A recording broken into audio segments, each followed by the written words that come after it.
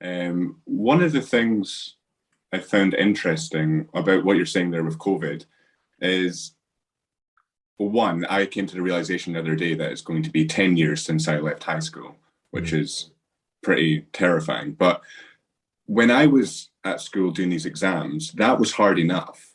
So, and I was lucky enough that I'm quite a good studier. I was always fine doing it at home. I wouldn't get distracted by anything. But I feel like I would definitely struggle if I was home all the time. There was no sense of freedom. There was no going out. There was no almost rebellion, because I think a lot of teenagers kind of need that rebellion. Too right. And I suppose, how do you think teenagers are able to cope with that? How COVID has affected them? What's the kind of advice you would give them? Because it's quite scary. Like I was able to relate to university students who started university and they weren't stepping foot in the university, or they weren't doing their kind of freshers, or they were stuck inside their halls with people they didn't know, strangers they didn't know, and had to basically get along, or you're stuck with people that you're going to have tension with. So how would you relate that to teenagers? Well, I think you've mentioned two or three really, really, really important things there that I don't think we're probably going to know the real impact of those things probably for another, or maybe another 5-10 years. I don't know, because I also looked back on my time in high school, slightly longer for me. I mean, I finished high school in 97. 1997, and my entire secondary school existence, whilst it wasn't all positive, most of it was outside. Most of it was coming in from school, dumping my bag, and heading out. I grew up on the west coast of Scotland, right beside the beach, and you just congregated at the beach all the time. And if we weren't doing that, we were at, I don't know, rugby. We were at. I played a lot of volleyball in school, a bit of basketball. There was always something to go do, and the thought of that all just disappearing. You couldn't go to the cinema with your pals. You couldn't. I mean, my days at high school were pre-social media days, which I'm very grateful for. But I think for teenagers, I think in many ways they dealt with it amazing. I mentioned it earlier, teenagers are amazing, and they have this resilience that I don't think they get credit for. And although I think that word resilience gets thrown about way too much at the moment, and I think some people are so knackered after what's happened that resilience isn't enough anymore. But I think I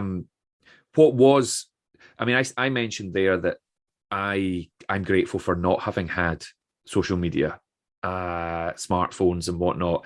But actually, for many teenagers, I think that was probably a bit of a lifesaver. They were still able to talk to their friends. They were still able to connect.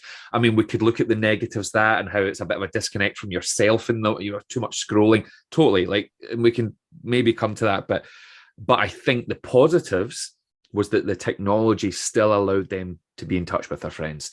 It wasn't like if this had happened in the 90s, I would literally have been in my house with my parents and my brother, and we would have had 5 TV channels.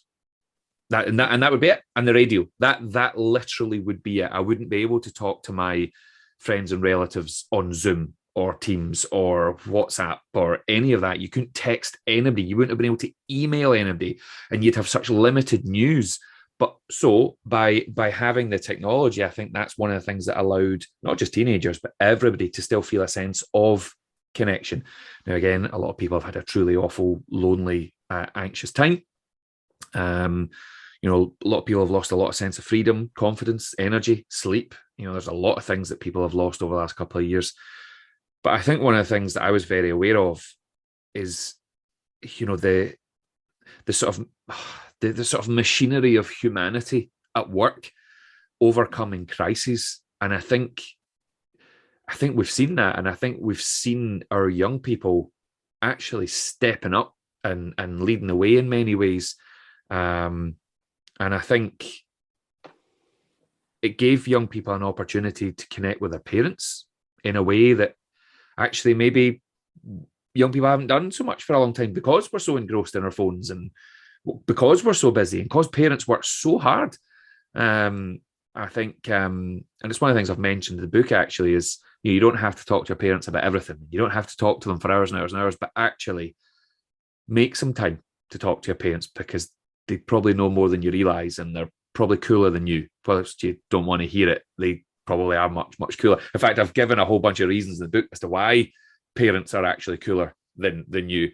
And your teachers are probably cooler than you. And again, teenagers don't really want to hear that. But I think, during that 2 years, certainly the teenagers I was in contact with through the business and through the stuff that we were delivering, it was very much try and use this time, try and use it to relax, try and use it to be creative, try and use it to connect with your parents, have great, meaningful conversations, watch movies that your parents watched as a kid and just absorb it, read books, and get out and do lots of walking and get lots of fresh air. So I don't think there's any one piece of advice to offer teenagers off the back of the last couple of years other than to, and it's maybe a cop-out answer, Gregor, but put it down to a unique experience and pull all the positives from it that we can. It's been absolutely shit for so many of us, but make that effort to look for the positives in there and take them, grab onto them with two hands and run with them and use them. I mean, I think about my 2 years.